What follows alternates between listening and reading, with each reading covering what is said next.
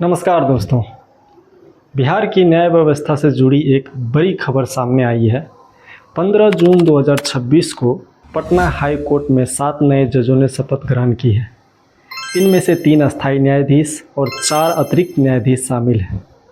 लेकिन सवाल ये है कि आखिर ये लोग कौन हैं? जज कैसे बनते हैं? कौन तय करता है कि कौन जज बनेगा? क्या सरकार जज नियुक्त करती है? और क्या आम जनता को इसके बारे में पूरी जानकारी मिलती है? आज हम इसी विषय का पूरा विश्लेषण करेंगे, तो बने रहिए हमारे साथ। हाल ही में पटना हाई कोर्ट में जिन 7 लोगों को न्यायाधीश बनाया गया है, उनके नाम हैं अस्थाई न्यायाधीश जो रंजन कुमार झा, कुमार मनीष, राजकुमार।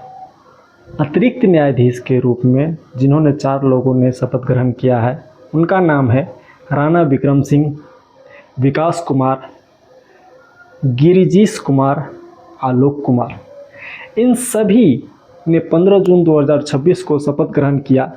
शपथ ग्रहण समारोह पटना हाई कोर्ट परिसर में आयोजित किया गया।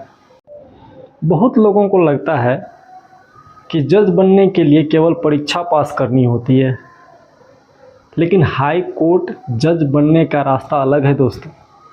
भारतीय संविधान के अनुच्छेद 217 के अनुसार व्यक्ति भारत का नागरिक होना चाहिए, कम से कम 10 वर्ष तक किसी न्यायिक पद पर रहा हो या कम से कम 10 वर्ष तक हाई कोर्ट में अधिवक्ता के रूप में प्रैक्टिस की हो, तब वह हाई कोर्ट का जज बनने के योग्य माना जाता है।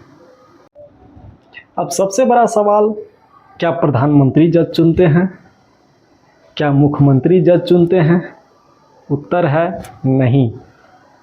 भारत में वर्तमान समय में कॉलेजियम सिस्टम लागू है।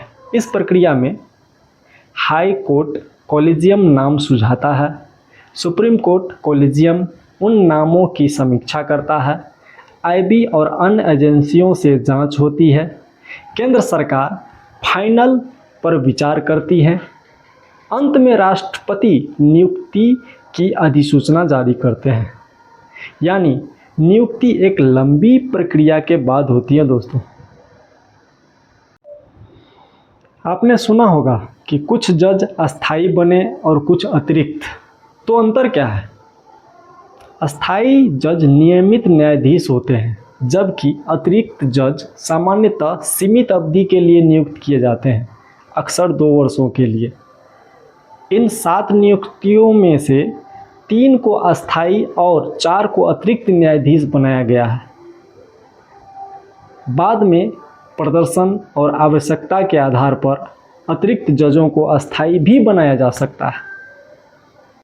अब आते हैं उन सवालों पर जो आम लोगों के मन में आते हैं। क्या न्यायपालिका में पर्याप्त पारदर्शिता है? क्या जनता को जजों की पेशेवर पृष्ठभूमि के बारे में जानकारी मिलनी चाहिए? क्या नियुक्ति प्रक्रिया और खुली होनी चाहिए? क्या विभिन्न क्षेत्रों, महिलाओं और सामाजिक समूहों का प्रतिनिधित्व पर्याप्त है? ये सभी वैध लोकतांत्रिक प्रश्न हैं। पटना हाई कोर्ट में लंबे समय से मामलों का भारी बोझ रहा है। जब नए जज नियुक्त होते हैं तो अधिक बेंच बैठ सकती है, अधिक मामलों की सुनवाई हो सकती है, लंबित मामलों का निपटारा तेजी से हो सकता है, न्यायिक व्यवस्था मजबूत हो सकती है। इसीलिए यह नियुक्ति केवल 7 व्यक्तियों की नियुक्ति नहीं है, यह बिहार की पूरी न्यायिक व्यवस्था की क्षमता को बढ़ाने का प्रयास है दोस्तों। पटना हाई कोर्ट में 7 नए जजों की नियुक्ति बिहार की न्याय व्यवस्था के लिए एक महत्वपूर्ण घटना है, लेकिन इसके साथ साथ यह भी जरूरी है कि आम नागरिक न्यायपालिका की कार्यप्रणाली, नियुक्ति प्रक्रिया और संवैधानिक व्यवस्था को समझे। लोकतंत्र केवल वोट देने से नहीं चलता। लोकतंत्र तब मजबूत होता है जब नागरिक अपने संस्थाओं को समझते हैं। आपकी क्या राय है दोस्तों? क्या न्यायिक नियुक्तियों में और अधिक पारदर्शिता होनी चाहिए? कमेंट करके अपनी राय ज़रूर बताइएगा। मिलते हैं फिर किसी और इसी तरह के वीडियो के साथ।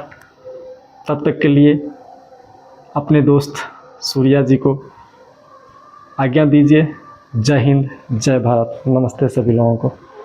और हाँ, अपना प्यार मोहब्बत लाइक शेयर और कमेंट और सब्सक्राइब करके देना ज़रूर मत दीजिएगा। अपना बहुमूल्य फीडबैक ज़रूर दीजिएगा कमेंट बॉक्स में, मुझे इंतज़ार रहेगा। नमस्ते।